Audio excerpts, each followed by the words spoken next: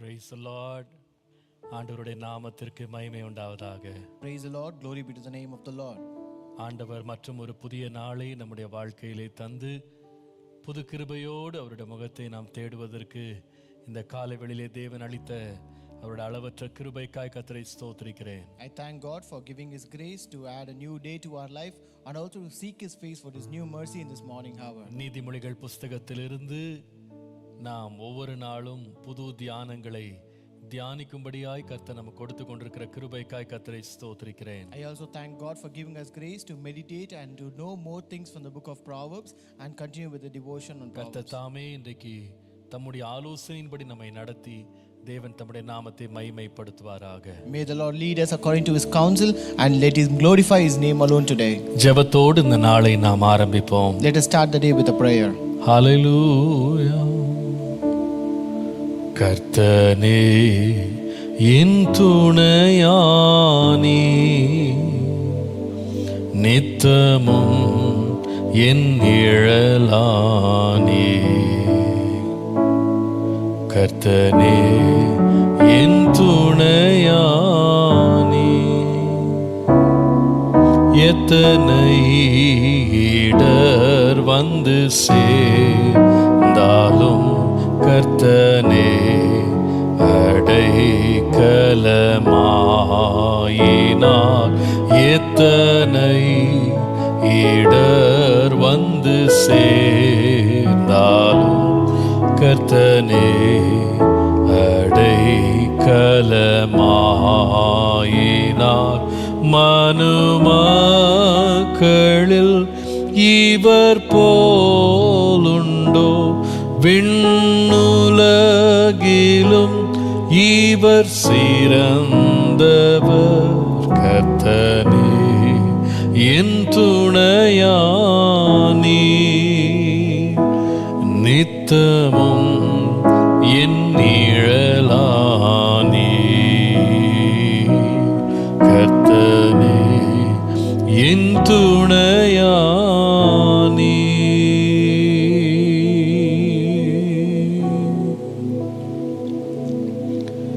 கர்த்தாவே, இந்த காலவேளையிலே நீர் எங்களுக்கு துணையா இருந்து எங்களுக்கு செய்து கொண்டிருக்கிற எல்லா உதவிகளுக்காக உம்மை நன்றியோடு ஸ்தோத்திரிக்கிறோம். Lord, even this morning hour, thank you for being a helper and for doing all the things for us, Lord. ஒவ்வொரு நாளும் எங்களுக்கு வேண்டிய ஆலோசனையை பரத்திலிருந்து கட்டளையிடுகிற உம்முடைய தயவுக்காக நன்றி. Lord, thank you for your great counsel that you are, Lord, granting from your heaven, Lord. உம்முடைய வேதத்தின் மகத்துவங்களை நாங்கள் காணத்தக்கதாக எங்கள் மனக்கண்களை நீர் திறந்திருக்கிறதற்காய் நன்றி. Lord, thank you for opening the eyes of our heart that we may behold your marvelous things, Lord. ஆவியானவர் தாமே வல்லமையாய் இறங்கி வந்து எங்களுக்கு போதிக்க வேண்டிய சகல சத்தியங்களையும் நேர்த்தியாய் நீர் போதிக்கிறதற்காக உமக்கு நன்றி செலுத்துகிறோம். Lord, we also thank you that the Holy Spirit may descend powerfully upon us and for teaching us the truth that we are supposed to know. ஆண்டவரே, நீர் எங்களுக்காய் ஆயத்தம் பண்ணி வைத்திருக்கிற நன்மைகளை நாங்கள் சுதந்திரிக்கத்தக்கதாக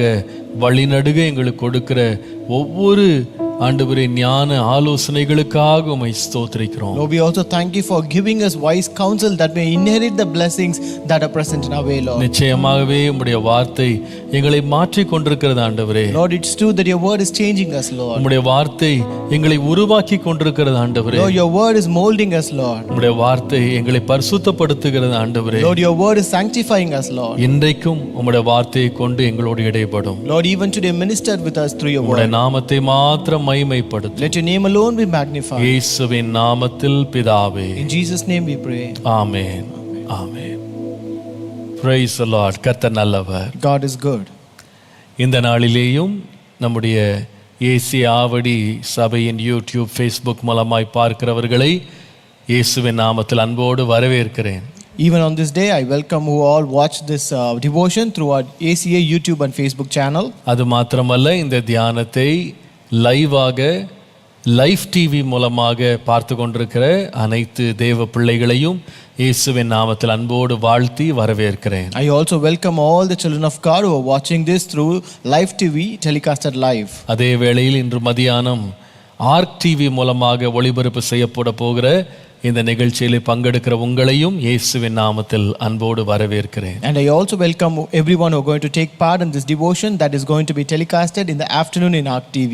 கர்த்தர் தாமே நம் எல்லாரையும் ஆசீர்வதித்து இன்றைக்கு அவருடைய சத்தியத்திற்குள்ளே தேவன் கிருபையாய் நம் ஒவ்வொருவரையும் வழி நடத்துவாராக. May God bless us all and graciously lead us into His truth today. கர்த்தர் தாமே இன்றைக்கு நம்ம மத்தியிலே பெரிய காரியங்களை செய்வாராக. May the Lord do great things amidst us today. இன்றைக்கு நாம் தியானிக்கும்படி நாம் எடுத்துக்கொள்ள போகிற வேத பகுதி நீதிமொழிகளின் புஸ்தகம் 1ஆம் அதிகாரம் 24-25 என்று வாசிக்கிறோம். Today the scripture portion for our devotion is from the book of Proverbs chapter 1 verses 24 and 25.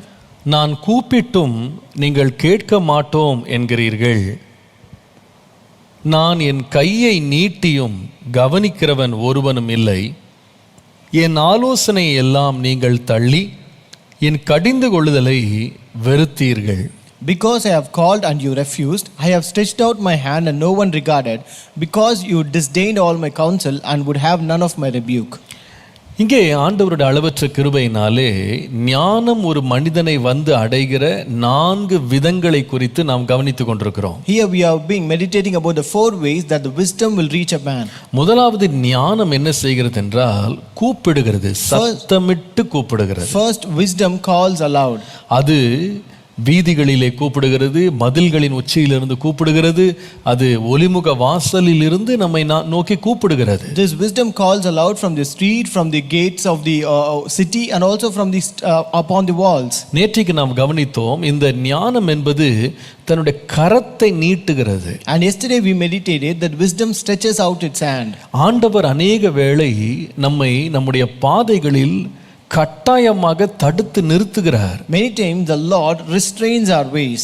வேகமாக நாம் தவறான பாதையிலே போய் கொண்டிருக்கும் போது ஆண்டவர் கரத்தை நீட்டி அசைத்து நமக்கு ஆலோசனை தருகிறார். When we are going fastly on a wrong path, the Lord will stretch out His hand and stops us and gives us a counsel. நாம் கவனித்தோம் நேற்றைக்கு ஆண்டவர் சில வேளையில் சில மிருகங்களை கூட பயன்படுத்தி நமக்கு ஞானத்தை புகட்டுறாரு. Yesterday we meditated sometimes God uses certain animals to teach us lessons. பிலேயாமினுடைய வாழ்க்கையிலே அவனுக்கு புத்தியை புகட்டும்படி அவனோடு பேசினது ஒரு கழுதை என்று நாம் பார்த்தோம். We also saw that in the life of Balaam it was a donkey that spoke to him to teach him a lesson. இன்னொரு காரியமும் அதுல இருக்கு, நாம் அதை ஏற்கனவே நாம கவனித்திருக்கிறோம். 25ஆம் வசனத்தின் கடைசி பகுதி என் கடிந்து கொள்ளுதல் என்று பார்க்கிறோம். There is one more thing that wisdom does which is found in verse 25 where wisdom rebukes. இதை நாம் ஏற்கனவே கடந்த பாடங்களை நம்ம படித்திருக்கிறோம். We have already learnt about this in the past lessons. கடிந்து கொள்ளுதலுக்கு திரும்புங்கள் என்ற தலைப்புல ஒரு நாள் நம்ம கவனித்தோம். We saw turn to rebuke.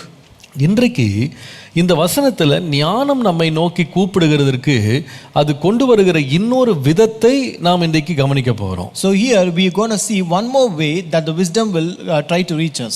25ஆம் வசனம் Verse 25. என் ஆலோசனை என்கிற வார்த்தை இருக்கிறது. It is the word my counsel.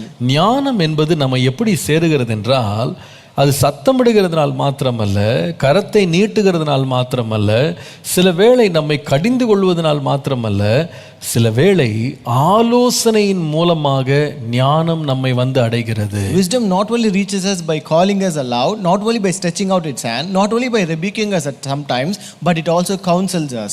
நான் உண்மையாக சொல்லுவேன், நாம் எல்லாருக்குமே இந்த ஆலோசனை என்பது தேவை, அவசியம். I tell you, we all need this counsel and it is very necessary for us. உண்மையாய் சொல்ல போனால் கொஞ்சமல்ல, அநேக ஆலோசனை நமக்கு தேவை. Truly to say, we need lots of it and not a little one. கர்த்தருடைய நாமத்திற்கு மகிமை உண்டாவதாக. Glory be to the name of the Lord. தங்களுடைய வாழ்க்கை வெற்றி பாதையிலே ஜெயமான ஒரு வழியிலே அவருடைய வாழ்க்கையிலே சிறந்த விதமாய் நடத்த விரும்புகிற எல்லாருமே ஆலோசனையை ஏற்றுக்கொள்கிறவர்களாய் இருப்பார்கள். And anyone who desires to live a successful life or a stable life will welcome counsel in their life. இந்த நீதிமொழிகள் புஸ்தகம் ஆலோசனையை மெச்சிக்கொள்ளுகிற அதே வேளையில் ஆலோசனை இல்லாத ஒரு சூழ்நிலையினுடைய வேதனையையும் அது மறக்காமல் நமக்கு போதிக்கிறது. So this book of Proverbs, when it actually appreciates this counsel, it also shows a situation where where the counsel is not available. அதனுடைய வேதனை அது சொல்லுகிறது. It says the pain of it. கர்த்தருடைய நாமத்திற்கு மகிமை உண்டாவதாக. Glory be to the name of the Lord. நீதிமொழிகள் 11ஆம் அதிகாரம் 14ஆம் வசனத்தை வாசிப்பீர்களானால், If you read Proverbs 11 and verse 14, ஆலோசனை இல்லாத இடத்தில் ஜனங்கள் விழுந்து போவார்கள் என்று வாசிக்கிறோம். we read where the counsel is, the people fall. ஆனால் அநேக ஆலோசனைக்காரர் உண்டானால் சுகம் உண்டாகும். But in the multitude of counselors there is safety. அப்ப ஆலோசனை இல்லாத இடத்தின் வேதனையை பாருங்க. So look at the pain where there is no counsel. ஜனங்கள் விழுந்து போவார்கள், The people will fall, அல்லது தோற்று போவார்கள், or the people will be defeated. அல்லது வேதனைக்குட்படுவார்கள். The people will suffer pain. இதே நீதிமொழிகள் 15ஆம் அதிகாரம் 22ஆம் வசனத்துக்கு நீங்கள் வருவீர்களானால், If you come to Proverbs 15:22, ஆலோசனை இன்மையினால் எண்ணங்கள் சிந்தியாமற் போகும். without counsel purposes are disappointed. ஆலோசனைக்காரர் அநேகர் இருந்தால் அவைகள் உறுதிப்படும். But in the multitude of counselors they are established. மனுஷனுடைய மனதில் எத்தனையோ எண்ணங்கள் தோன்றலாம். There might be many thoughts and purposes in the thought of a man. ஆனால் அந்த ஆலோசனைகளில் அந்த எண்ணங்களில் எத்தனை நம்ம வாழ்க்கையில பிரயோஜனமானது, சித்தி பெறும், அது அவசியமானது, நல்லது என்று நமக்கு வகையறுத்து காட்டுகிறதுல ஒன்று ஆலோசனை. But wisdom is one among the things that helps us to discern which will prosper, which will be established and which will stay away. நீங்கள் ஒரு நல்ல ஒரு பழ ரசம் நீங்க செய்றீங்கன்னா, For example, if you are making a juice, fruit juice நீங்க பண்ணும்போது, நீங்க என்னதான் அது அருமையான பழமா இருந்தா கூட அது எல்லாம் செய்து முடித்த பிறகு ஒரு ஸ்டெய்னர், ஒரு வடிகட்டியை வைத்து நீங்க என்ன பண்ணுவீங்கன்னா வடிகட்டுவீங்க. so no matter how much ever good the fruit might be, but once you finish making the fruit juice, you have to stain it using a stainer. அந்த வடிகட்டுதல் என்ன செய்யும்னா, அந்த பழத்திற்குள்ளே இருக்கிற கசப்பான விதைகளை அது வடிகட்டிடும். This stainer will filter out all the bitter seeds from the juice. விதை தீமையானது கிடையாது. Seeds are not bad. ஆனால் சில விதைகள் வயிற்றுக்கல்ல, சில விதைகள் நிலத்திற்கு மாத்திரம் உண்டாக்கப்பட்டிருக்கிறது. But certain seeds are made only for the land, not for your belly. ஆகவே அதை நீங்க சாப்பிட்டீங்கன்னா அது உங்கள் வயிற்றுக்கு, நாவுக்கு ரொம்ப கசப்பாயிடும். Therefore, if you eat that, that will bring bitterness to your taste. ஆகவே இந்த ஸ்டெய்னர் என்ன பண்ணும்னா, தேவையானது ருசியுள்ளதை மாத்திரம் அது ஒரு பக்கம் எடுத்துட்டு தேவையில்லாத அல்லது ருசி இல்லாததை அது பிரிச்சிரும். So the stainer will filter out the thing that is necessary, that is tasty on one side, and take away the bitter and the useless one on the other side. அதே போலதான் ஆலோசனை நம்முடைய வாழ்க்கையில செயல்படும். Similarly, the counsel also works out in our நம்முடைய life. மனதுல எத்தனையோ எண்ணங்கள் வரும். There might be many thoughts in our life. எத்தனையோ ஆசைகள் எழும்பும். There might be many desires in our எத்தனையோ life. விருப்பங்கள் நம்முடைய வாழ்க்கையில எழும்பும். There might be many desires and passions in our life. நம்முடைய விருப்பங்கள் எல்லாத்தையும், நம்முடைய எண்ணங்கள் எல்லாத்தையும், யோசனைகள் எல்லாத்தையும் செய்யணும்னு நினைச்சா வாழ்க்கையை வாழவே முடியாது. If we try to do all our desires, all our passions and all our intentions and thoughts, we cannot live our life. நம்முடைய ஆசைகள் எல்லாம் கொஞ்சம் கணக்கு போட்டு பாருங்களேன். Just you calculate all the desires that you have. நம்ம இந்த ஒரு வயது வந்த பிறகு யோசிப்போம், இதெல்லாம் நம்ம யோசித்துக்கிட்டு கடந்தோமா அப்படின்னு யோசிப்போம். When we have reached a certain point of age, we will think, are we just thinking about all those things? இதெல்லாம் உட்கார்ந்து ஆசைப்பட்டுக்கிட்டு உட்கார்ந்திருந்தேனா? Did I desire all these things? ஆனா அந்த நேரத்துல அது ரொம்ப பெருசா தெரிஞ்சிருக்கும். But at that time it was great for us. ஆனா அதை ஒருத்தட்ட ஆலோசனையா கொண்டு போய் இதை செய்யலாமா, இப்படி யோசிச்சுட்டு இருக்கிறேன், இப்படி நடத்தலாமா, இப்படி முடிக்கலாமா, இதை ஆரம்பிக்கலாமான்னு போய் ஆலோசனை கேட்டா அவங்க அதனுடைய மறுபக்கத்தை காட்டுவாங்க. But if you take that and ask counsel about it to other people, whether I can do it, whether I can start it, whether I can proceed this with, then those people will show you the other side of that. சில வேளையில சில எண்ணங்கள் வரும், ஆனா நமக்கு தைரியம் இருக்காது அதை செய்யறதுக்கு. Sometimes we will have certain ideas and thoughts, but we will not have boldness to proceed with that. அதை எப்படி நிறைவேற்றணும், நடைமுறைப்படுத்தணும் நமக்கு தெரியாம இருக்கலாம். We may not know how to execute it and exercise it. ஆனா அதற்கு சரியான ஆலோசனைக்காரர் நம்முடைய கையில சிக்குவார்களானால், But if we find a best right counselors in our life, நிறைய நல்ல ஆலோசகர்களை கண்டுபிடித்து விடுவோமானால், if we find best and good counselors in our life, நான் நிச்சயமாய் சொல்லுவேன், அந்த ஐடியா நமக்குள்ள எழும்புகிற அந்த எண்ணங்கள், அந்த ஆலோசனைகள், நமக்கு வருகிற அந்த புத்திகள், யோசனைகள் ஒரு புதிய பாதைக்கு திரும்புவதற்கு, ஒரு அகலமான பாதைக்கு திரும்புவதற்கு, ஒரு பெரிய வெற்றிக்கு செல்வதற்கு ஆலோசனைக்காரருடைய ஆலோசனைகள் ரொம்ப அவசியமா இருக்கும். I tell you, those counsels are very important and necessary for us to take to a higher levels, to a successful path and to a wider range of our ideas. அப்போ ரெண்டு விதத்திலே ஆலோசனை ஆலோசனை பயன்படுது. So therefore these counsels can be used in two ways. நம்முடைய தவறுகள் அல்லது நம்முடைய பிழைகள், நம்முடைய புத்தியினங்களை ஒரு பக்கம் அதை சுட்டி காட்டி அதை வடிகட்டுது. On one side it filters out, pointing out all our flaws, our faults and also our foolishness. அதே வேளையில நம்முடைய யோசனைகள், எண்ணங்கள் இருக்கிற சரியான காரியங்கள் சிறிதா இருந்தாலும் அதை மெருகேற்றி, அதை வளர்த்து, அதை இன்னும் பெருகச் செய்து வெற்றியடைய செய்யறதுக்கும் ஆலோசனை ரொம்ப ரொம்ப தேவை. On the other side, this counsel is very much necessary for you to polish, to just glow up your whatever ideas that you may have in your life. ஆகவே தான் நான் சொல்லுவேன், ஆலோசனை கேட்கறதுக்கு மாத்திரம் நம்ம தயங்கவும் கூடாது, தாமதிக்கவும் கூடாது. Therefore I could tell you, you should not hesitate or delay to seek counsel. மறுபடியும் சொல்றேன், I repeat it. ஆலோசனையை கேட்கறதுக்கு மாத்திரம் தயக்கம் வரக்கூடாது, ஆலோசனை கேட்கறதுக்கு நீங்க தாமதிக்க கூடாது. You should not hesitate or you should not delay to seek counsel. எவ்வளவு பெரிய ஞானியாக இருந்தாலும் இன்னொருவருடைய ஆலோசனையை கேட்பது எப்பொழுதுமே நல்லது. No matter how wise you might be, it is always better to seek counsel of others. நான் உண்மையா சொல்லுவேன், உங்களுக்கு அநேக காரியங்களை நீங்க பழக்கம் உள்ளவர்களாய், நீங்க ரொம்ப தேர்ந்தவர்களா நீங்க இருக்கலாம். I tell you, you might be acquainted with many things, you might be expert in many things. உங்களுக்கு அநேக கிருபைகள், அநேக தாளந்துகள், அநேக சத்துவங்கள் உங்களுக்குள்ள இருக்கலாம். Maybe you may have many gifts, many talents, many powers, talents in you. ஆனால் தமிழ்ல சொல்லுவாங்க பாருங்க, யானைக்கு கூட அடி சறுக்குன்னு சொல்லுவாங்க. So even they say in Tamil, even elephant can slide. Slip. ஒரு யானைக்கு கூட அதுல ஃபுட் வந்து ஸ்லிப் ஆகுமா? Even the elephant can slip its foot. அப்போ அதற்கு கூட என்ன தேவைன்னா சில வேளையில துணை தேவை. So therefore it also needs some help sometimes. ஆகவே உங்களுக்கு எத்தனை திறன்கள் இருந்தால் கூட உங்களுக்கு மனதில் எழும்புகிற யோசனைகளுக்கு சரியான நல் ஆலோசனையை ஆரம்பத்திலேயே பெறுவது நல்லது. Therefore no matter whatever ideas you may get into your mind, but it is always better to seek good counsel at the initial stage itself. சில பேருக்கு ஒரு பயம் இருக்கு, ஏன் அவங்க ஆலோசனை பெறக்கு தயங்குறாங்க அப்படின்னா, நான் சொல்ற புத்தியை, எனக்கு எழும்பி இருக்கிற ஞானத்தை, எனக்கு வந்திருக்கிற யோசனையை ஒருவேளை அவங்க எதிர்த்துருவாங்களோ, அவங்க வேண்டான்னு சொல்லிடுவாங்களோ, அவங்க நிறுத்திடுவாங்களோன்னு ஒரு பயம் இருக்கு. Some people have a fear to seek counsel because they may think the ideas or the thoughts that they may have, those people may oppose it or they may suppress it. நான் நிச்சயமா சொல்றேன், சில எண்ணங்கள் நல்ல எண்ணங்களா இருந்தா கூட சில வேளையில பரிகசிக்கப்படலாம். Sometimes I tell you, it might be a good ideas and counsel, but they would be even mocked at, made fun of it. சிலரால் அசட்டை பண்ணப்படலாம். Some might be despised by other people. சிலர் வந்து நிராகரிக்கப்படலாம். Some may be rejected by them. ஆனா இன்னொருவருடைய ஆலோசனையை கேட்கிறதுக்கு நீங்க தயங்காதீங்க. But don't hesitate to seek counsel of others. நான் சொல்லுவேன், even நம்முடைய வாழ்க்கையில தவறான வார்த்தைகள் அல்லது தவறான ஒரு ஒரு ஒரு கருத்து நம்முடைய எண்ணங்களை குறித்து கொடுக்கப்பட்டாலும் அது கூட ஒருவேளை நம்முடைய வாழ்க்கையில் ஒரு பகுதியில் நின்று நான் செய்கிறது சரியாக தான் செய்கிறேன்னா, சரியான பாதையில் போகிறேனா அப்படின்னு நம்மை இனங்கண்டு நம்மை நிதானிப்பதற்கு ஒரு நெகட்டிவ் கிரிட்டிசிசம் கூட நமக்கு பிரயோஜனமாக தான் இருக்கும். I tell you, even when you get those negative criticism, that will also be useful for you to discern and stop and think whether I'm going on a right path or just I want to divert the path. So it will be very useful for you to take decision even. ஆகவே நான் சொன்னேன், முதலாவது ஆலோசனையை கேட்கறதுக்கு தயங்காதீங்க. Therefore I told you, don't hesitate to seek counsel. ரெண்டாவது, ஆலோசனைக்காக நீங்க காத்திருந்து அதை தாமதப்படுத்தாதீங்க. Second, don't delay to seek counsel.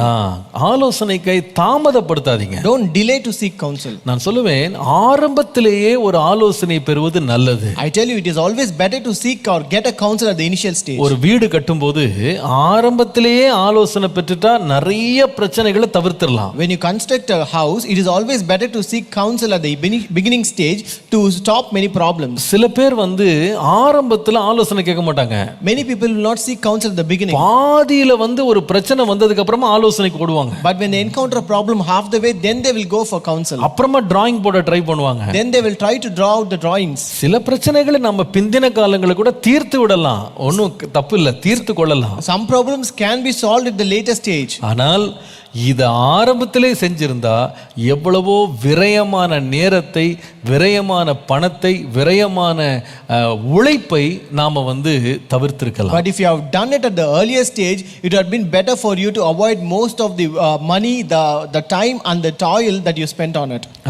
அதனால தான் ஆரம்பத்திலே ஆலோசனை பெறுறது நல்லது. Therefore it is always better to get a counsel at the beginning. நான் இந்த காலங்களில் நம்ம சபையில் நடக்கிற எல்லா திருமணங்களுக்கும் நான் திருமணத்துக்கு முன்னாலேயே கணவன் மனைவி ஆக போறவங்களை கூப்பிட்டு வச்சு ஒரு ப்ரீ மேரிட்டல் கவுன்சிலிங் என்பதை இப்போ கொடுக்கறது ஒரு வழக்கமாக்கிட்டேன் நான். So now recent days I have started to give a pre-marital counseling to all the young people who are going to get married. ஏன்னா நிறைய பேர் திருமணத்துக்கு முன்னால அவங்க பெற வேண்டிய ஆலோசனையை பெறாததுனால அவர்கள் அடிப்படை காரியங்கள்ல கூட பிரச்சனையில கொண்டு போய் நிற்கிறாங்க. It's because people they did not get counsels at the beginning of their marriage.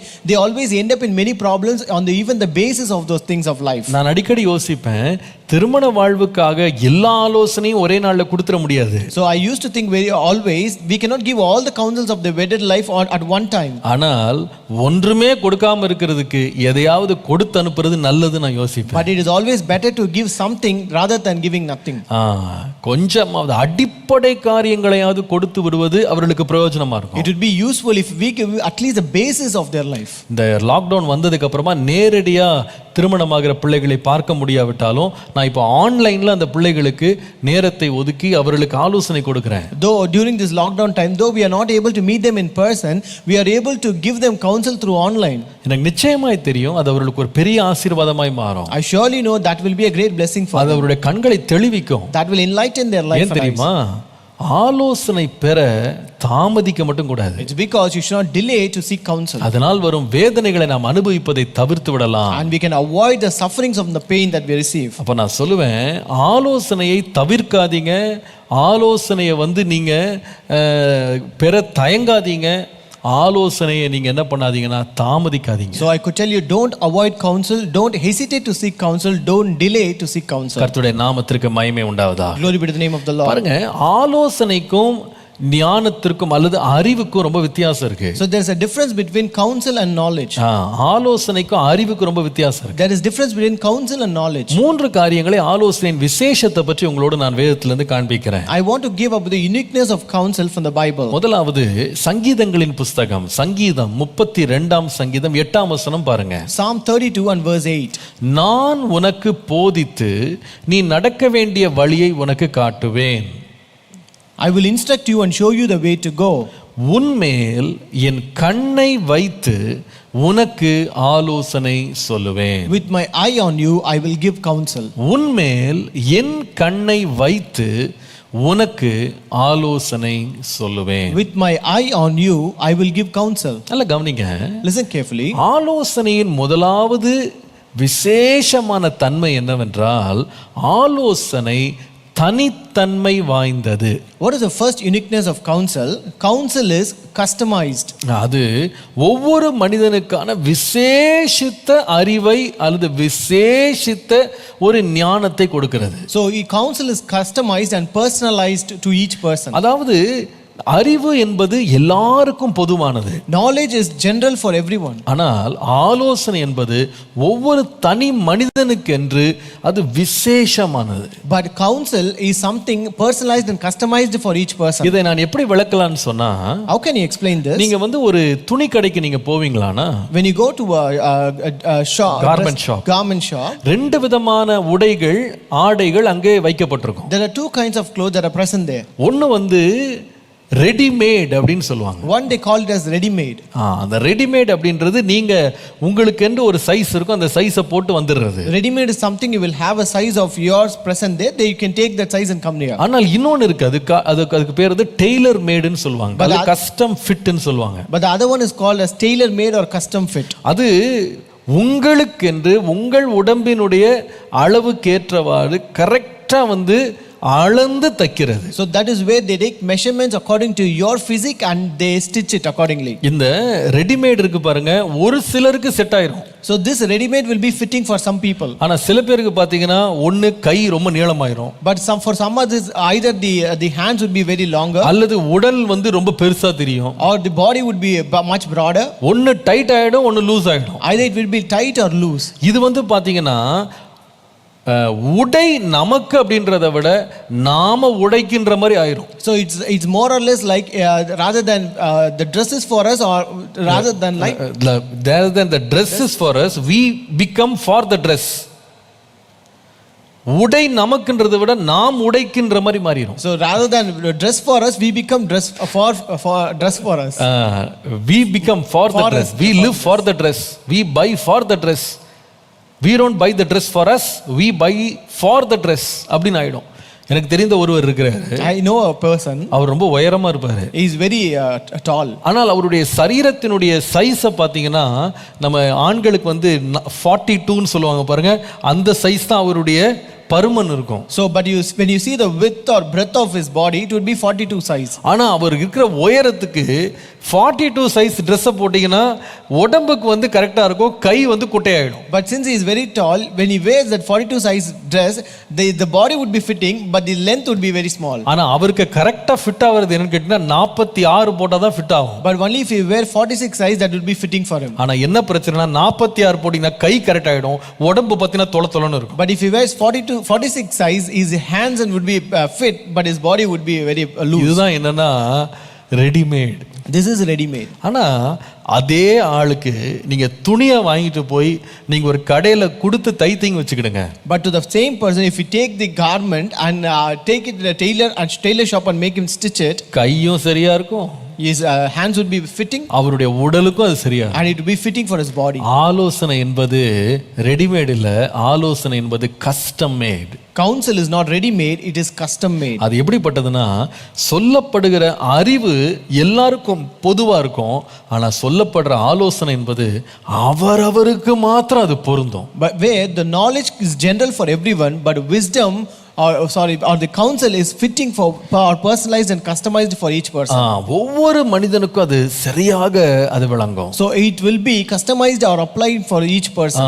ஒரு மனிதனுக்கு வேலை செய்யற ஆலோசனை இன்னொரு மனுஷனுக்கு பொருந்தாம இருக்கலாம். So a counsel which work out for one person may not be working out for the other person. ஒருத்தருக்கு பொருந்தாதது இன்னொருவருக்கு சரியாக பொருந்தும். The one which may fit for one person may not fit for the other person. ஒருவருக்கு அது வந்து அசட்டையா தெரியலாம், ஒருவருக்கு அதுதான் தெய்வ ஆலோசனையா இருக்கும். Unto one it might be something despising, but to the other one it is the divine one. ஒருவருக்கு பாத்தீங்கன்னா இதுல பிரயோஜனமே இல்லைன்றது போல தோணும், இன்னொருவருக்கு அதுதான் வாழ்க்கையை மாற்றி அமைக்கும். Unto one it may seem as if it is of no use, but to the other one it is the one that changes their life. ஒருவருக்கு பார்த்தா அது ரொம்ப சிம்பிளா எளிமையா இருக்கும், சாதாரணமா தெரியும், ஆனா இன்னொருவருக்கு அதுதான் வாழ்க்கையை மாற்றி அமைக்கும். Unto one it might be very simple and ordinary, but other one it is the one that changes their life. உதாரணத்துக்கு நான் சொல்ல வேண்டுமானா, For example, if I want to tell you, ஆண்டவர் வேதத்துல எத்தனையோ அதிசயங்களை ஆண்டவர் செய்திருக்கிறார். The Lord has done many miracles in the Bible. ஆனால் சில அதிசயங்கள் எல்லாருக்கும் செய்தது போல செய்யல.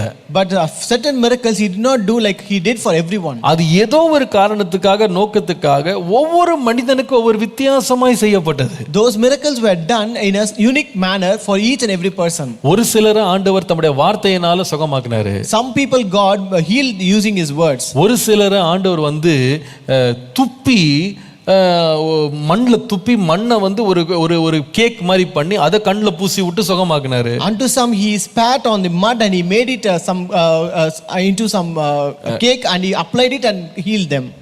சிலரை பார்த்தீங்கன்னா நேரடியா போய் தொட்டு சுகமாக்குனாரு. Unto some he went directly and touched and healed them. சில பேரை வீட்டுக்கே போகல, அவர் வார்த்தை அனுப்புனார், சுகமாயிட்டாங்க. Unto some he never even went to their house, he just sent his word and they were healed. ரொம்ப ஆச்சரியமா இருக்கு. It is really surprising. அதே போல நீங்க பாத்தீங்கன்னா நாகமான் சம்பவத்தை பாத்தீங்கன்னா, if you read the incident of Naaman, இப்ப யோர்தான்ல போய் 7 முறை முழுகுன்னு சொன்னாரு. he asked him to dip himself 7 times in Jordan. மனுஷன் கேக்குறான், என்ன தண்ணியில தானங்க முழுகணும், எங்க ஊர்ல கூட நல்ல இதை விட சுத்தமான தண்ணீர்லாம் இருக்கு, அங்க போய் நான் முழுகிக்கிறேன் அப்படின்னு சொன்னான். He said, you want me to dip into water? We have more cleaner rivers in our nation than this. ஆனா வேலைக்காரர் சொல்றான், But the servant said, அப்பா உங்களுக்கு கொடுத்த ஒரு சின்ன ஆலோசனை எங்களுக்கெல்லாம் கிடைக்கல, உங்களுக்குன்னு நீங்க சுகமடையணும்னு யோர்தான சொல்லியிருக்கு, சின்ன அற்பமான காரியத்தை ஏன் அவ்வளவு தயங்குறீங்க, செய்யுங்கன்னு சொன்னான். this is a very simple counsel that is given. Why do you hesitate? Just do it as such. அவன் அந்த ஆலோசனை கட்டுப்பட்ட பொழுது அவனுடைய குஷ்டரோகமான சருமம் வந்து சிறு பிள்ளையின் மாம்சம் போல மாறினது. And when he obeyed to that counsel, his body was healed of leprosy and he became like a child. இந்த ஆலோசனை என்பது நிறைய பேருக்கு நேரடியாக தனிப்பட்ட விதமாய் வருகிறது. This counsel comes directly to many person and personally. கர்த்தருடைய நாமத்திற்கு மகிமை உண்டாவதாக. Glory be to the name of the Lord. இந்த ஆலோசனை நமக்கு நேராய் வருகிறது, இது நம்முடைய வாழ்க்கைக்கானது அப்படின்னு சுதாரித்துக் கொள்றதுக்கு நமக்கு ரொம்ப ஞானம் வேணும். So we need a wisdom to find out that this counsel belongs to us. It comes directly only to us. You need to have the discernment. உங்களுக்கு அந்த சுதாரிப்பு, அந்த நிதானம் ரொம்ப ரொம்ப தேவை. That discernment is very much necessary for you. அதனால தான் நீங்கள் நீதிமொழிகள் 20ஆம் அதிகாரம் 5ஆம் வசனம் வாசிக்கும் போது, If you read Proverbs 20 and verse 5, மனுஷருடைய இருதயத்தில் உள்ள யோசனை ஆழமான தண்ணீரை போல இருக்கிறது, புத்திமானோ அதை மொண்டு எடுப்பான் அப்படின்னு போட்டிருக்கு. counsel in the heart of man is like deep water, but a man of understanding will draw it out. ஆம், இந்த ஆலோசனை என்பது ஒரு மனுஷன் என்ன பண்றானா, புத்திமானா அதை மொண்டு எடுப்பான். But a man of understanding will draw this counsel out. ஏனென்றால் அது ஆழமான தண்ணீரை போல இருக்கும். It's because it is like deep water.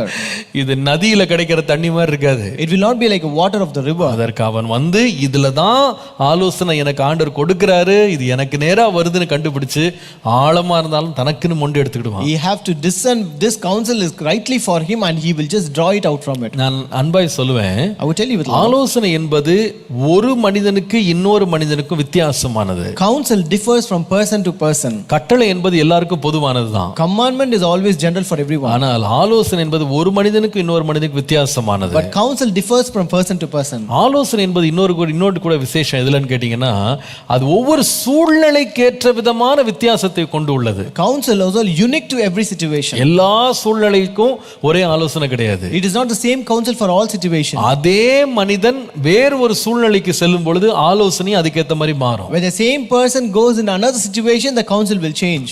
ஆலோசனை என்பது சூழ்நிலையினால் மாத்திரம் இல்ல, மனிதர்களால் மாத்திரம் இல்ல, அந்த காலத்தினால் கூட ஆலோசனை மாறும். And also not only from person or not only from situation, but counsel is also time bound. ஒரு காலத்துல சொல்றது இன்னொரு காலத்துல அது வந்து ஒத்து வராது. A counsel said in one time will not be applicable in other time. இத நான் விளக்குறதுக்கு ரொம்ப டைம் வேணும், ஆனா இது வந்து நான் உள்ள போக விரும்பல, நேரம் இல்லாதனால. I need much time to explain this, but I don't want to enter into this because we don't lack time. அதனால தான் நான் எப்பவுமே சொல்லுவேன், நல் ஆலோசனை கொடுப்பது என்பது அவ்வளவு சுலபமான ஒரு காரியம் அல்ல. நல்ல ஆலோசகர்களை கண்டுபிடிப்பதும் லேசான காரியம் கிடையாது. That's why I tell you it is not easy to give good counsel, and a good counsel is hard to find. நான் சொல்லுவேன், இந்த நல் ஆலோசனை கொடுப்பதற்கு ஒரு பக்கம் அந்த ஆலோசனை கொடுக்கிறவர் வந்து அந்த கட்டளைகள் பிரமாணங்களை பற்றிய நல்ல ஆழமான ஞானமும் அறிவும் இருக்கணும் ஒரு பக்கம். அதே வேளையில் அந்த தனிப்பட்ட பிரச்சனை என்ன என்பதையும் அறிந்து நிதானிக்கணும். So a good counselor has to have a proper knowledge of the precepts and the present problem and has to navigate within the permissible limits. ரொம்ப முக்கியமான காரியம் அது. This is very important. ஒரு பக்கம் கற்பனையும் கரெக்டா தெரியணும். On one side you should have the knowledge of the precepts. பிரச்சனையும் கரெக்டா தெரியணும். You should also know the present problem. இப்போ இத ரெண்டையும் தெரிஞ்சிட்டு அவர் கொடுக்கிற ஆலோசனை எப்படிப்பட்டதுன்னா, இது ரெண்டுமே வந்து பிரச்சனையில முடிஞ்சிராதபடி அதற்கு நடுவுல போய் கரெக்டா நேவிகேட் பண்ணி அழகா பயணித்து சொல்யூஷனை கொடுக்கணும். And knowing this precepts and the present problem, he has to navigate properly within the permissible limits and give a solution. அதாவது அவன் பிரமாணத்தையும் உடைச்சிட கூடாது, He should not break the precepts and the law, பிரச்சனையும் கவனிக்காம போயிட கூடாது, and he should not go without even noticing the problem. ஆலோசனை கொடுக்கிறது என்பது ரொம்ப ரொம்ப ரொம்ப ரொம்ப கடினமான காரியம். So giving a counsel is really a difficult one. கர்த்தருடைய நாமத்திற்கு மகிமை உண்டாவதா. Glory be to the name of the Lord. தேவ ஞானம் இல்லாம ஆலோசனை கொடுக்கவே முடியாது. We cannot give counsel without the knowledge of God. ரொம்ப வருஷங்களுக்கு முன்பாக ஒரு சகோதரனை நான் ஒரு இடத்துல சந்தித்தேன். Many years ago I met a person in a place. நல்ல முதிர்ந்த ஒரு சகோதரன். He was a very aged man. அவரோடு நான் ஒரு நாள் இந்த கலந்துரையாடி பேசிட்டு இருக்கும்போது, So when I was discussing and speaking with him, அவர் தன் வாழ்க்கையில் நடந்த ஒரு சம்பவத்தை சொன்னார். he explained an incident that happened in his life. அவர் வந்து அவர் வந்து ஒரு கம்பெனியில் சென்னையில் ஒரு நல்ல கம்பெனியில் வேலை செய்து கொண்டிருந்தார். So he was working in a good company in Chennai. நான் சொல்றது 1975 78 அந்த காலம். That might be in 1975 or 78. அப்போ அவருக்கு வெளிநாட்டிலிருந்து ஒரு வேலை வாய்ப்பு அவர் கிடைத்தது. So at that time he got a job opportunity from states. வெளிநாட்டில் From a foreign country. அப்போ வேலை கிடைத்த உடனே அவர் என்ன பண்ணாரா, அவருடைய போதகர் வந்து ஏசிய சபையினுடைய நிறுவனர் பாஸ்டர் ஜி சுந்தரம் சீனியர் அவர்கள் தான் அவருடைய போதகர். அவர்கிட்ட போயிட்டு இந்த அப்பாயின்மெண்ட் ஆர்டரை எடுத்துட்டு அவர் பேச போனார். So his pastor was Pastor G Sundaram, who was the founder of ACA establishment. So this person took that appointment order and went to speak with that pastor. அப்போ பாஸ்டர் சொன்னா, பாஸ்டர் எனக்கு வெளிநாட்டில் வேலை கிடைச்சிருக்கு, நீங்க ஜோம் பண்ணி என்ன ஆலோசனை சொல்றீங்க பாஸ்டர்னு கேட்டார். So he told pastor, I have received a job overseas, so you please pray and give me counsel. Sundaram அவர்கள் கண்ணை மூடிட்டு ஒரு நிமிஷம் அப்படியே யோசித்தாராம். Pastor Sundaram Ayya closed his eyes and just thought for a while. அவரை பார்த்து ஒரு கேள்வி கேட்டாராம். And he asked him a question. உமக்கு தேவன் நல்ல வேலையை இங்கே கொடுத்திருக்கிறாரா? Did God give you a good job here? ஆமா ஐயா, நல்ல வேலை தான் கொடுத்திருக்காரு. Yes Ayya, he has given me. உமக்கு சொந்த வீடு இருக்கிறதா? Do you have your own house? ஆமா ஐயா, இருக்குது. Yes pastor, we have. உம்மால் தீர்க்க முடியாத கடன் ஏதும் இருக்கிறதா? Do you have any debts that you cannot finish or meet it? அப்படி ஒன்றும் இல்லை ஐயா. There's nothing pastor.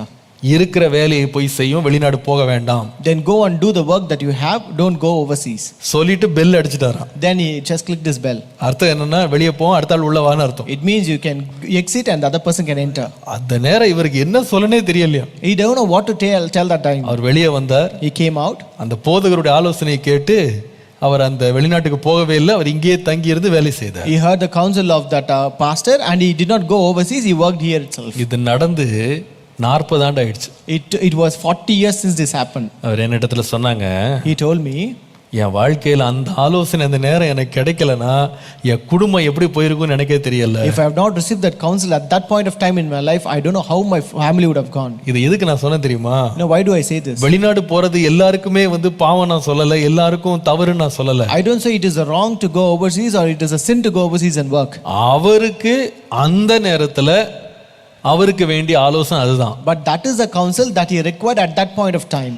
எல்லாருக்கும் இது பொருந்தாது. This will not be applicable for everyone. அதான் நான் சொன்னேன், ஆலோசனைன்றது ரொம்ப personalised. you cannot generalize it. அது எல்லாருக்கும் பொதுவானது நீங்க எடுத்துக்கொள்ள முடியாது. That's why I said your counsel is personalized. It is not generalized to everyone. ஒருவருக்கு பொருத்தமானது இன்னொருத்தருக்கு பொருத்தம் இல்லாம போய்டும். The one which may suit and fit one person may not be fitting for other one. வேதத்துல ஒரு உதாரணம் சொல்லணும்னா, if I want to give an example from Bible, 1 கொரிந்தியர் 7 நீங்கள் 25ஆம் வசனத்திலிருந்து வாசிப்பீர்களானால், 1 Corinthians chapter 7 when you read from verse 25, அங்கே வாசிக்கிறோம், ஆகிலும் கன்னிகைகளை குறித்து கர்த்தரால் எனக்கு கட்டளை இல்லை, ஆனாலும் நான் உண்மை உள்ளவனாய் இருக்கிறதற்கு கர்த்தரால் இரக்கம் பெற்று என் அபிப்பிராயத்தை தெரியப்படுத்துகிறேன் அப்படின்னு சொல்றார். The master did not give explicit direction regarding virgins, but as one much experience in the mercy of the master and loyal to him all the way, you can trust my counsel. அவர் சொல்றாரு, அது இங்கிலீஷ்ல வந்து message பைபிள்ல வந்து it says I want you to listen to my counsel, not my law. இது பிரமாணம் கிடையாது, இது ஆலோசனை. This is not my law, but this is my counsel. என்ன கவுன்சில்னு சொன்னா சொல்றாரு, அது என்னவெனில் இப்பொழுது உண்டாயிருக்கிற துன்பத்தின் நிமித்தம் விவாகம் இல்லாதிருக்கிறது மனுஷனுக்கு நலம் என்று எண்ணுகிறேன். Because of the current pressures on us from all sides, I think it would probably be best to stay just as you are. நான் வேகமா வாசிச்சுட்டேன், ஆனா நீங்க எத்தனை பேர் கொஞ்சம் பொறுமையா அதை கவனிச்சீங்கன்னு தெரியல. I just read it swiftly, but I don't know how many of you noticed it. இன்னொரு முறை வாசிக்கிறேன். I'll read it again. 26ஆம் வசனம். Verse 26.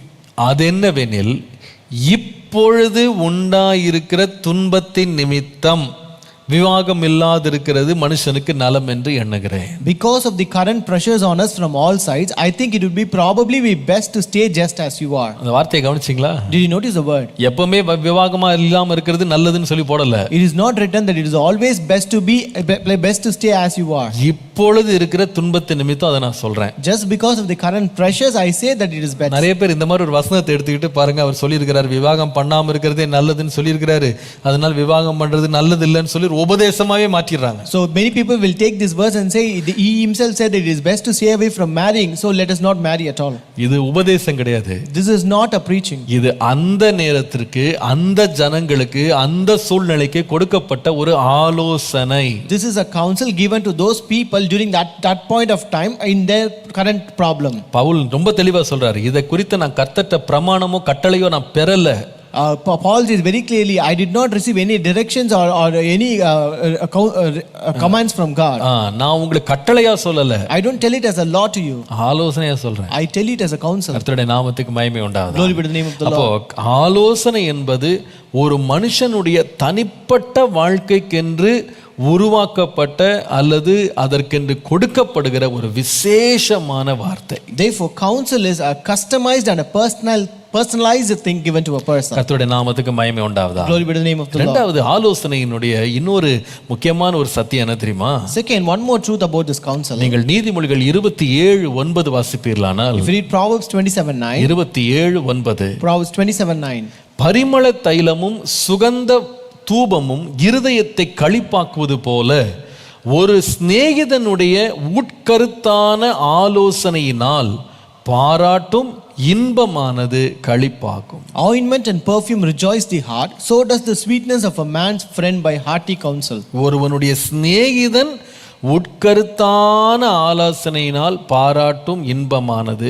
களிப்பாக்கும். So does the sweetness of a man's friend by hearty counsel. அப்போ ஆலோசனை பற்றி இன்னொரு காரியம் நீங்க விளங்கிக் கொள்ளணும். So you have to understand one more thing about this counsel. ஆலோசனை என்பது ஒரு மனிதனுக்கு தனிப்பட்ட ரீதியாக அவர்களுடைய தனிப்பட்ட பிரச்சனைக்கு நேராய் எழும்புகிற ஒரு வார்த்தை மாத்திரமல்ல. ஆலோசனை என்பது ஒரு கரிசனை உள்ள ஒரு மனிதனிடத்திலிருந்து ஒருவரிடத்திலே வருகிற ஒரு வார்த்தை. Counsel is not customized and personalized for every person.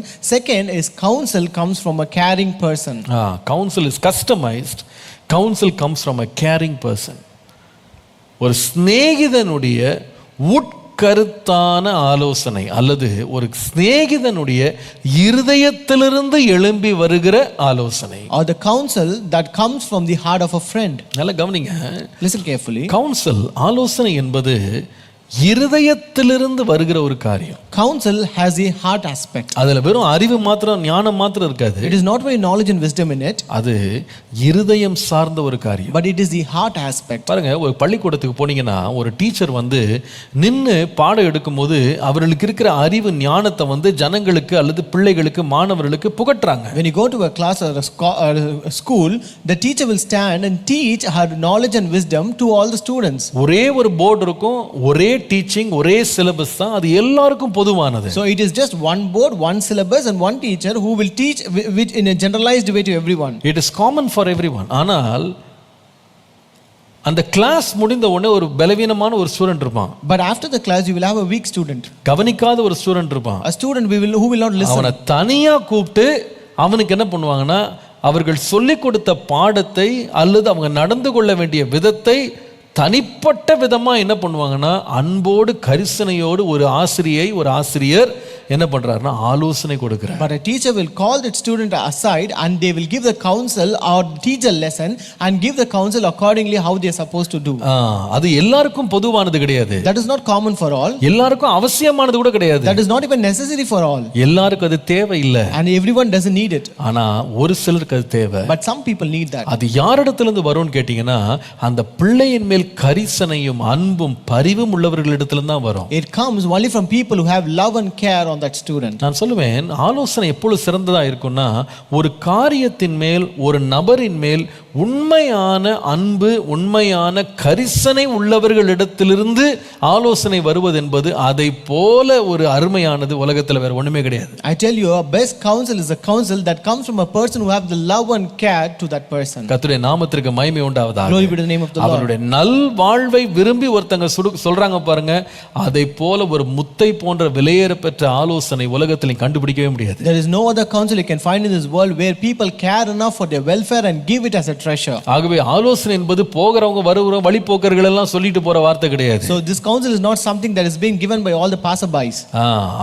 அவர்கள் எல்லாரும் உங்களுக்கு ஆலோசனை கொடுக்க முடியாது. All them cannot give you the counsel. ஆனால் ஆலோசனை என்பது யார்கிட்ட வரும்னா, உங்கள் மேல் உண்மையான கரிசனையும் பரிவும் உங்களுடைய நல்வாழ்வை விரும்பியும் தெரியும். உங்கள் வருங்காலத்தில் அக்கறை உள்ளவர்கள் இருக்காங்க பாருங்க, அவர்கள்ட்ட வர்ற வார்த்தை கடினமா இருந்தா கூட அந்த ஆலோசனை மிகவும் விலையேற பெற்றது. But counsel will come from people who have love and care for you, who will always have concern about your welfare and the future, and though they are hard, but that comes with a நீங்க great. நிறைய வேளை ஆலோசனை கவனிச்சீங்கன்னா அது எங்கேயோ கற்றது படிச்சது எங்க இருந்தோ மனப்பாடம் பண்ணதை சொல்றது ஆலோசனை கிடையாது. So when you look at this counsel, it is not something that they have learnt or they have read or taught somewhere else. நான் சொல்லுவேன், இது அவருடைய வாழ்க்கையின் மொத்தத்திலிருந்து பரிமாறப்படுகிற ஒரு பண்டம் அப்படின்றத மறந்துடாதீங்க. But don't ever forget that this is something that they share from all the experience of their life. அவருடைய ஞானத்திலிருந்து, அவருடைய அறிவிலிருந்து, அவருடைய அனுபவத்திலிருந்து, அவர்கள் வாழ்க்கையில கடந்து சென்ற போராட்டங்களின் எல்லாத்தினுடைய ஒரு பெட்டகமாக எடுத்துட்டு வந்து ஒரு precious treasure மாதிரி ஒரு பெரிய ஒரு சம்பத்தை போல ஒரு பொக்கிஷத்தை போல கொண்டு போய் ஒருவற்றை போய் கொடுக்குறாங்க பாருங்க, அதான் ஆலோசனை. So this counsel is something that is given as a precious treasure which contains all this knowledge, their experience, their wisdom and all the struggles they have gone through, and which they give in the form of a precious treasure to that person. நான் தான் அன்பா சொல்லுவேன் வாலிப பிள்ளைங்களுக்கு, I tell you with love to the young people, நீங்க ஆலோசனை பெறணும்னா நீங்க உங்களுடைய வயதிற்கு ஏத்த மனிதர்கள்ட்ட போய் நீங்க ஆலோசனை பெறலாம் நினைச்சீங்கன்னா நீங்க முழுமையா நீங்க பெற முடியாது. if you need some counsel, if you think that you can seek counsel from people of your age, you will not get a complete counsel. ஏன் தெரியுமா? அவர்களுக்கு உங்க மேல ஆர்வம் இருக்கலாம், அவர்களுக்கு அறிவு கூட இருக்கலாம், ஆனா என்ன அவங்களுக்கு இருக்காதுன்னு கேட்டா அனுபவம் இருக்காது. Because they may have concern and interest and also have a heart to tell you the counsel, but they will not have an experience to tell it. You understand what I'm saying? They may have the knowledge, they may have the information, they may be interested in you, but they don't have the benefit of experience. Experience comes from living life in reality as it is. அதனால தான் உன் தகப்பனுடைய புத்தியை கேள், உன் தாயினுடைய ஆலோசனையை தள்ளாதேன்னு போட்டிருக்கு. That's why it said, listen to the father's advice and do not put away your mother's counsel.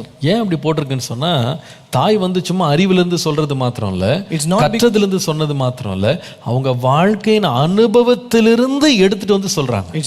It's because a mother not only tells out of what she learned and what she was taught, but also from her life's experience. ரெகொபெயாமுடைய தவறு அங்கதானே வந்துச்சு. That is where we can find the mistake of Rehoboam. தன்னோடு வளர்ந்த வாலிபர்களுடைய ஆலோசனை கேட்டான். அது ரொம்ப உற்சாகமூட்டுகிறதாய், ரொம்ப அதிகாரத்தை பயன்படுத்தத்தக்கதாக அவனை ஊக்கமளிக்கிறதா இருந்துச்சு. So he heard the counsel of his friends, which was really encouraging him, that was really actually motivating him. ஆனா முதியோருடைய ஆலோசனை வந்துச்சு. But there came counsel of the elders. அவங்க யார் தெரியுமா? Who were they? வெறும் படிச்சவங்க மாத்திரம் கிடையாது. They were not only educated. அவர்கள் அறிவில வளர்ந்தவங்க மாத்திரம் கிடையாது. They are not only grown up in knowledge. அவர்கள் அனுபவத்தில வாழ்க்கையை கற்றுக்கொண்டவங்க. They are the people who learned life through experience. நான் எப்பவுமே சொல்லுவேன், ஆலோசனை கொடுக்கிறவங்க, உண்மையான ஆலோசனை கொடுக்கிறவங்க யாருன்னு சொன்னா, தங்களுடைய சொந்த மனதில் உள்ள பொக்கிஷங்களை திறந்து கொடுக்கிறவங்க. I tell you, a true counsel is a person who opens up the treasures of their heart. இது எல்லாத்தையும் கிடைக்காது. This you cannot receive from everyone. இந்த ஆலோசனை கொடுக்கிறதே ஒரு தொழிலா மாறிடுச்சு. Today this counseling has become a business. அதனால 1 hour கவுன்சிலிங் உட்காரு, உனக்கு நான் ஆலோசனை கொடுக்கிறேன். You sit for 1 hour counseling, I will give you the counsel. அவங்க படிச்ச புத்தகங்கள்ல இருந்து மாத்திரம் ஆலோசனை கொடுத்துட்டு போயிடுவாங்க. They just give counsel only from the books that they read. நீ வாழ்ந்தா என்ன செத்தா என்ன அவங்களுக்கு என்ன கவலை? They are not bothered whether you live or die. நீ 1 மணி நேரம் நீ கவுன்சிலிங் வாங்குனியா, காசை கொடுத்துட்டு போயிரு. You take this counsel for 1 hour, pay me the fees and you can leave. அவ்வளவுதான். That is நீ what. கவனிக்கிறியோ கவனிக்கோ அதை பத்தி உங்களுக்கு கவலை கிடையாது. No matter whether you observe it or notice it, they are not bothered about it. ஆனால் உண்மையான ஆலோசகன் யார் தெரியுமா? But who is a true counselor? இருதயத்தில் இந்த உட்கருத்தான ஆலோசனை கொடுக்கிறான்.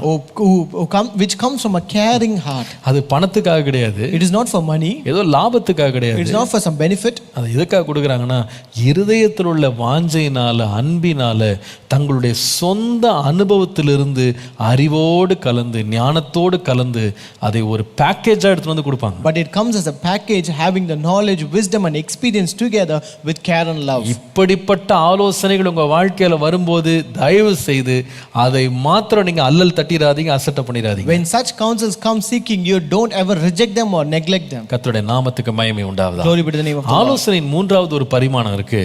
The third uniqueness of counsel. நீங்கள் நீதிமொழிகள் 19 அதிகாரம் 20 வசனத்தை வாசித்தால், Proverbs 19 verse 20, உன் அந்திய காலத்தில் நீ ஞானம் உள்ளவனாய் இருக்கும்படி ஆலோசனையை கேட்டு புத்திமதியை ஏற்றுக்கொள். Hear counsel and receive instruction that you may be wise in your latter end.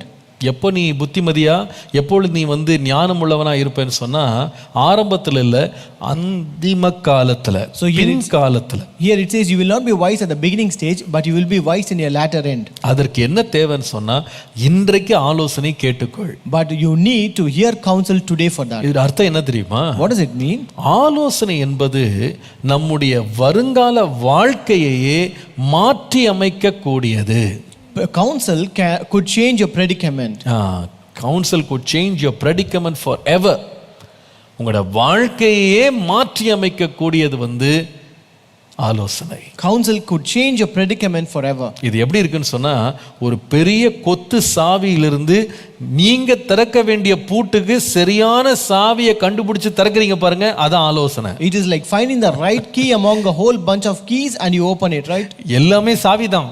All are keys. ஆனா எல்லாத்தையும் வச்சு நீங்க ஒரு பூட்டை திறக்க முடியாது. But you cannot open a lock using all the keys. ஆனா அந்த ஒரு சாவி, அந்த ஒரு ஆலோசனை, அந்த ஒரு புத்திமதி இருக்கு பாருங்க, உங்க வாழ்க்கையினுடைய ஆசீர்வாதங்களை திறக்கிற ஒரு சாவியா இருக்கும். That one key, that one counsel and that one instruction, that will become a key for opening the lock of your life. சிலவேளை அதை கண்டுபிடிக்கிறது கொஞ்சம் கஷ்டமா இருக்கும். Sometimes it might be difficult to find. ஆனா once அதை கண்டுபிடிச்சிட்டீங்கன்னா உங்களுக்கு தெரியும், இதை திறந்ததுனால என் அந்திம காலத்துல கூட நான் ஞானி என்று கருதப்படுவேன், ஏன்னா இந்த ஆலோசனை நான் பெற்றதுனால. But once you find it, you can easily understand that since I have found it, I can be fruitful even in my latter days. ஆகவேதான் நீதிமொழிகள் 15:23 வாசிக்கிறோம். That's why we read in Proverbs 15:23. மனுஷனுக்கு தன் வாய்மொழியினால் மகிழ்ச்சி உண்டாகும், ஏற்ற காலத்தில் சொன்ன வார்த்தை எவ்வளவு நல்லது. A man takes joy in giving an answer, and a timely word, how good that is. 25ஆம் அதிகாரம் 11ஆம் வசனம் பாருங்க. Proverbs 25:11. ஏற்ற சமயத்தில் சொன்ன வார்த்தை வெள்ளித்தட்டில் வைக்கப்பட்ட பொற்பழங்களுக்கு சமானம். A word spoken at the right time is like gold apples on a silver tray. எப்ப சொல்லப்பட்டது? When it is said, ஏற்ற காலத்தில், a right time. அந்த ஏற்ற காலத்தில் ஒரு வார்த்தை வருமானால் அது ஒரு பெரிய ஆசீர்வாதமா மாறிடும். When a word comes at the right time, that becomes a great blessing to you. ஒரு எச்சரிப்பையும் கொடுக்க விரும்புறேன். I also give warning to you. ஆலோசனை நமக்கென்றே வந்தாலும், though the counsel comes for ourselves, கஸ்டமைஸ்டா நமக்கென்றே வந்தாலும், though the counsel is customized for us, ஆலோசனை என்பது நம்மேல ரொம்ப வாஞ்சை உள்ள, நம்மை நேசிக்கிற, நம்மேல் பிரியப்படுகிற, நம்மேல் நம்முடைய நல்வாழ்வை விரும்புகிறவர்களிடத்திலிருந்து ஆலோசனை வந்தாலும், though counsel comes from a caring person who always have concern about our welfare, ஆலோசனை என்பது நம்முடைய வாழ்க்கையில மாற்றக்கூடிய வலிமையோடு வந்தாலும், though counsel come with the power to change a predicament forever, ஆலோசனை பெற்றுக்கொள்வதில் தான் நம்ம வாழ்க்கை மாறும். but only the way you receive the counsel will change your life. ஆனா நான் உண்மையா தாழ்மையா சொல்றேன், But I humbly tell you, ஆலோசனையை கொடுக்கிறதுக்கு நிறைய பேருக்கு ரொம்ப இன்ட்ரெஸ்ட் இருக்கும். many people will be interested to give counsel, ஆனா ஆலோசனை பெறுறது என்பது ரொம்ப கடினமா இருக்கும். but it's really difficult to receive counsel. ஏன் தெரியுமா? You know why? நீதிமொழிகள் 12ஆம் அதிகாரம் 15ஆம் வசனம் பாருங்க. Proverbs 12 and verse 15. நீதிமொழிகள் 12:15. Proverbs 12:15. மதியீனனுடைய வழி அவன் பார்வைக்கு செம்மையாயிருக்கும், ஆலோசனைக்கு செவி கொடுக்கிறவனோ ஞானம் உள்ளவன். The way of a fool is right in his own eyes, but he that hears counsel is wise. நல்லா கவனிங்க. Listen carefully.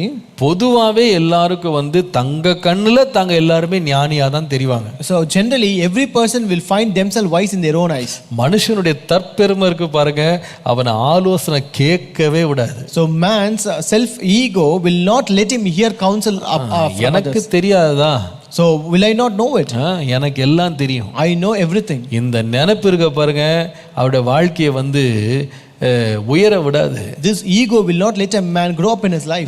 அவனுடைய வாழ்க்கையில் ஆலோசனை கேட்க விடாது. This will not let him hear counsel in his life. நீ என்ன சொல்ல, நான் என்ன கேட்க? Why should I listen what you say? எனக்கு எல்லாம் தெரியும். I know everything. நான் பாத்துக்கிறேன். I will take care. நீ எனக்கு ஆலோசனை கொடுக்க வேண்டியது. I don't want you to give a counsel. சில பேர் நான் பார்த்திருக்கிறேன். I've seen some people. ஆலோசனைக்கு உட்கார்ந்துருவாங்க. They will come for counseling. Pastor எனக்கு ஆலோசனை கொடுங்க பாஸ்டர், கவுன்சிலிங் வேணும், ஃபேமிலி பத்தி கவுன்சிலிங் வேணும். Pastor, I need counseling about my family. இன்னைக்கு ஃபேமிலி ஃபேமிலி மீட்டிங்க்கு நான் உட்காரணும். I want to sit for family meeting today. இன்னைக்கு எனக்கு வந்து யூத் மீட்டிங்ல உட்காரணும். I want to sit in youth meeting today. எனக்கு அந்த கவுன்சிலிங் ரொம்ப பிடிச்சிருக்குன்னு சொல்லுவாங்க. They say we like that counseling very much. ஆனா ஆலோசனை கேட்கும்போது அவங்க மனதுல எப்படி எண்ணங்கள் ஓடுதுன்னு கேட்டா, இதெல்லாம் செய்ய முடியுமா? But as they listen to this counsel, what the intention that they run in their heart is that, can we do all these things? இதெல்லாம் செய்யணுமா? Should I do this? அவங்க சொல்லுவாங்க அதெல்லாம் செய்ய முடியாது. They may say, but I cannot do that. எனக்கு அப்படிலாம் இதெல்லாம் செய்ய முடியாது, ரொம்ப கஷ்டமான காரியம். This is very difficult, I cannot do this. சில பேர் பார்த்தீங்கன்னா ஆலோசனைக்குன்னு வந்துட்டு நம்ம நேரம் 1 மணி நேரத்துக்கு கெடுத்து விடுவாங்க. ஆக மொத்தம் நம்ம சொன்ன ஒன்னே அவங்க செய்ய போறது கிடையாது. Some people will come for counseling and they will spoil our 1 hour time, and anyways they are not going to anything. இதை போல எத்தனையோ கசப்பான அனுபவங்கள் என் வாழ்க்கையில உண்டு. I have encountered such kind of many bitter experiences in my life. அதிகாலமே வந்து உட்கார்ந்து நான் ஆலோசனை கேட்க போறேன், ஆலோசனை சொல்லுங்கன்னு வந்துருவாங்க. They will come early in the morning saying, we want counsel, I want to listen to the counsel. நம்ம தொண்டை காயற வரைக்கும் 2 மணி நேரம் ஆலோசனை கொடுத்துருப்போம். We would be giving counsel for 2 hours, so struggling. எல்லாம் தலையாட்டி தான் கேட்பாங்க. They will nod their head and listen to it. இப்படி செய்யறேன் pastor, Pastor, I will do this way. இனிமேல் இப்படி நடந்துக்கிறேன் pastor, I will behave like this way. நீங்க சொல்றத ஒத்துக்கிறேன் pastor, I will accept what you say. எல்லாம் தலையாட்டிட்டு தான் போவாங்க. They will nod everything and go. கிளம்பி ஒரு 10 நிமிஷம் இருக்குங்க, That would be just 10 minutes since they left. திருப்பி அவங்க போன பிரச்சனைக்கு திரும்ப அங்கேயே தான் உட்கார்ந்திருப்பாங்க. Again they will be sitting in the same problem. ஏன் அவங்க வாழ்க்கை மாறல? Why their life is not changed? ஆலோசனை கேட்டாங்க, It's because they heard the counsel. ஆனா அந்த ஆலோசனைக்கு தங்க வாழ்க்கையை அவங்க ஒப்பு கொடுக்கவே இல்லை. But they never committed their life to that counsel. ஏன்னா அவங்க கண்ணுல யாருன்னா அவங்க பெரிய ஞானி. It's because according to them they are very wise in their eyes. நீங்க எத்தனை பேர் அந்த மாதிரி ஆலோசனையை மற்றவர்களிடத்துல பல மணி நேரம் கேட்டோம், கொஞ்சம் கூட மாறுவதற்கு விருப்பம் இல்லாம இன்னும் அந்த பிரச்சனை தொடர்றவங்க எத்தனை பேர்? How many of you are of same sort where you have listened to the counsel for many hours but didn't change at all? கொஞ்சம் ஆராய்ஞ்சு பார்க்கணும். Just self-examine yourself. ஒரு கேள்வி கண்டிப்பா கேட்கணும். We should ask a question. இந்த நல்ல ஆலோசனை, முதிர்ந்த ஆலோசனை, நம்ம மேல கொடுக்கப்பட்ட கரிசனை உள்ள ஆலோசனை வேண்டான்னு நான் தள்ளினே. I have put aside this counsel, which is a customized one, which is a caring counsel that was given to me. இத தள்ளிட்டு நான் நல்லா வாழ்ந்திருக்கிறேனா? So did I live well when I put aside that counsel? நல்லா வாழ்ந்தீங்கன்னா பிரச்சனை கிடையாது. If you have lived well, there is no problem. ஆனா உங்க சொந்த ஆலோசனையில தொடர்ந்து வாழ்ந்து தொடர்ந்து பிரச்சனையில தானே உட்கார்ந்திருக்கீங்க. But you live according to your own counsel and you are still prevailing in that problem, right? பிரச்சனையில இருந்து இன்னும் வெளியே வரல நீங்க. You have not come out of the problem. நீங்க ஒருவருடைய ஆலோசனை வேணான்னு தள்ளுறது உங்க உரிமை தான். It is your right to neglect someone's counsel. ஆனா நீங்க தள்ளிட்டு உங்க சொந்த ஆலோசனையின்படி நீங்க வாழ்ந்து வாழ்க்கையை சீர்படுத்தி இருந்தீங்கன்னா நீங்க சொல்ற ஆலோசனை நல்ல ஆலோசனை அர்த்தம். After rejecting their counsel, if you have lived properly according to your counsel and you have set right your life, then your counsel is a good counsel. ஆனா உங்க ஆலோசனை உங்களுக்கு வேலை செய்யலல்ல. But your counsel did not work out, right? உங்க குடும்பத்தை அதை வாழ வைக்கலல்ல. It did not prosper your family. உங்க பிரச்சனைகளுக்கு முடிவை கொண்டு வரலல்ல. It did not bring an end to your problem, right? உங்களுடைய சோதனைகளுக்கு விடுதலை கொடுக்கலல்ல. It did not give a deliverance from your temptations. அப்ப எதுக்கு நீங்க உங்க ஆலோசனையை தொடர்ந்து வாழ்ந்துட்டே இருக்கீங்க? Then why are you still living in your counsel? உங்க ஆலோசனையை பற்றி பெருமைப்படுறதுக்கும் மேன்மை பாராட்டுறதுக்கும் என்ன இருக்கு? What is there to boast and speak great about your counsel? கொஞ்சம் அறிவு ஆண்டவர் நீ தரணும் உங்களுக்கு. God should give some wisdom, knowledge to you. உங்களை பெரிய ஞானி நினைக்கிறீங்க. You are thinking that you are very wise. ஆனா உங்க ஆலோசனை எந்த பிரயோஜனம் உண்டாக்கல. But your counsel has not profited anyway. உங்க வாழ்க்கையை வந்து மேல தூக்கல அது. It did not uplift your life. உங்க வாழ்க்கையை குணமாக்கல. It did not heal your life. எதுக்கு வீண் பெருமைக்குன்னு சொல்லி உங்க ஆலோசனையை பிடிச்சிட்டு உட்கார்ந்திருக்கீங்க? Why do you have such kind of self boasting and sitting? எவ்வளவு காலம் இப்படி இருதயத்தை கடினப்படுத்திட்டு உட்கார போறீங்க? How long you going to harden your heart and sit this way? நீங்கள் சீரடையல. You have not set right? இன்னும் உங்க வாழ்க்கை சரியாகல. Still your life is not corrected. இன்னும் பிரச்சனையில மூழ்கிட்டே இருக்கீங்க. Still you are drowning inside the problem. உங்க பெருமை விட்டு வெளியே வாங்க. Come out of your pride. பெருமை விட்டு வெளியே வாங்க. Come out of your pride. சொல்ற ஆலோசனையை கேளுங்க. Listen to the counsel that is given. ஒரு மதியீனன் தன் பார்வைக்கு அவன் வழி செம்மையா இருக்கும். The way of a fool is right in his own eyes. ஆலோசனைக்கு செவி கொடுக்கிறவனோ ஞானம் உள்ளவன். But he that hears counsel is wise. நம்முடைய ஆண்டவர் ஆலோசனை கர்த்தர். Our God is a counselor. தம்முடைய தாசர்கள் மூலமாக தேவன் ஆயத்தம் பண்ணின மனிதர்கள் மூலமாக நமக்கு அனுதினமும் ஆலோசனை தர்றாரு. God gives us counsel through his preachers, through the people that he has set for us. நீங்கள் சங்கீதம் 16ஆம் சங்கீதம் 7ஆம் வசனத்தை வாசிப்பீர்களானால், if you read Psalm 16:7, ராக்காலங்களில் கூட கர்த்தர் நமக்கு உணர்த்தி ஆலோசனை தருகிறார். The Lord also counsels us and instructs us even in the night seasons. 119 சங்கீதம் 24 வசனத்துல உம்முடைய சாட்சிகள் எனக்கு இன்பமும் எனக்கு ஆலோசனைக்காரருமா இருக்கிறதுன்னு போட்டிருக்கு. Psalm 119:24 says, Thy testimonies are also my delight and my counselors. தேவனுடைய வார்த்தை நாம் வாசிக்கும் போது, தியானிக்கும் போது, அதனோடு நேரம் செலவழிக்கும் போது கர்த்தருடைய வார்த்தை நமக்கு ஆலோசனைக்காரராக மாற முடியும். When we read the word of God, when we spend the time with the word of God, that word of God can become our counselor. உங்கள் போதகரை கர்த்தர் உங்களுக்கு ஆலோசகராக வைத்திருக்கிறார். God has set your pastor as your counselor. அதை கேளுங்க, Listen to them. அதன்படி செய்யுங்க. Do accordingly. இருதய கடினங்கள்ல இருந்து வெளியே வாங்க. Come out of hardening your heart. நிச்சயமாய் நான் சொல்லுவேன், I tell you truly, உங்கள் வாழ்க்கை பெரிய செழித்த மரம் போல வளரும். surely your life will grow up like a prosperous tree. தொடர்ந்து உங்க பிரச்சனைகள்ல உட்கார்ந்திருக்காதீங்க. Don't continue to stay in your problem. ஆலோசனை கேட்கிறவன் ஞானம் உள்ளவன். He who hears a counsel is wise. ஜெபம் பண்ணலாமா? Shall we pray? ஆலோசனை அருளுகிற ஆவியானவரே உம்மை ஸ்தோத்திரிக்கிறோம். Lord, thank you, Lord, for being a counselor and giving the counsel. Lord, thank you for the spirit of counsel that comes from you. ஆண்டவரே, உம்முடைய ஊழியர்களை அனுப்பி எங்களுக்கு கொடுக்கிற ஆலோசனைகளுக்காக நன்றி. Lord, thank you for sending your counsel through your servant, Lord. கர்த்தருக்கு பயந்தவர்கள், தங்கள் வாழ்க்கையை சீர்படுத்தி கொண்டவர்கள், தங்களுடைய வாழ்க்கையிலே செவ்வையாய் நடக்கிறவர்கள், ஆண்டவரே தங்களுடைய ஞானத்திலிருந்தும் அனுபவத்திலிருந்தும் ஆண்டவரே அன்போடு கொடுக்கிற ஆலோசனைகளை கவனிக்கிற ஒரு இருதயத்தை எங்களுக்கு தாரும். Lord, give us a heart to accept the counsel that we receive from the pastors, from the preachers, from the people who fear the Lord, from the people who have love and care for us and who give the counsel, Lord. வாழ்க்கையின் போராட்டங்களிலிருந்து விடுதலையை தாரும். Lord, give us a deliverance from the struggles of our life. ஆலோசனை கேட்கிற ஞானத்தை தாரும். Lord, give us wisdom to accept this counsel. ஆலோசனை கேட்கத்தக்க தாழ்மையை தாரும். Lord, give us a humility to receive that counsel. சரியான ஆலோசனை தெரிந்தெடுக்க கிருபை தாரும். Lord, give us grace to discern the right counsel. எங்களுக்கு கொடுக்கப்பட்ட நல்ல வாய்ப்புகளையும் எங்களுக்கு ஆயத்தம் பண்ணி வைத்திருக்கிற ஆசீர்வாதங்களை நாங்கள் இழந்து விடாதபடி கிருபை தாரும். Lord, give us grace that we may not lose the opportunities and the Lord grace that you have given us. உம்முடைய நாமத்தை மகிமைப்படும். Let your name be magnified. இயேசுவின் நாமத்தில் பிதாவே. In Jesus' name we pray. Amen.